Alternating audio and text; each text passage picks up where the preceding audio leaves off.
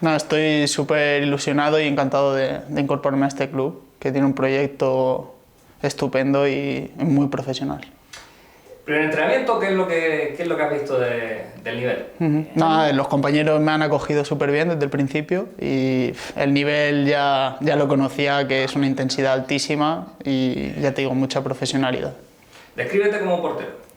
Creo que soy un portero completo, con habilidad en el juego con los pies. Me gusta comunicarme mucho con mis compañeros y mantenerles alerta tanto ofensiva como defensivamente. Y también bueno, en el uno contra uno y juego aéreo.